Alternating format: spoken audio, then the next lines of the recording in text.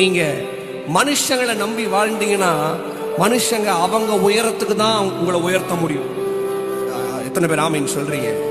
ஆனா அதுவே ஆண்டவர் உன்னை உயர்த்தணும்னு நினைச்சாருன்னா அவருடைய அளவுக்கு, அவருடைய யோசனையில எவ்வளவு பெரியவர் ஆண்டவர், அதுல உன்னை உயர்த்த முடியும்.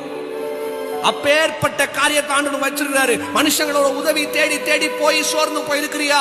தாவீதுக்கு அப்படியே நடந்துச்சு. மனுஷங்களை எதிர்பார்த்து போய் நின்ன இடத்துல கடைசியில யூட்டர்ன் பண்ணி திரும்பி பார்த்து சொல்லுகிறார், எனக்கு ஒத்தாசை வரும் பர்வதங்களுக்கு நேராய் என் கண்களை எடுத்து பார்க்கிறேன்.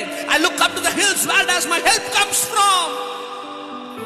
மனுஷங்களை பார்த்து அவங்க உதவி செய்வாங்க, அவங்க பண்ணுவாங்கலாம் யோசிக்காதீங்க.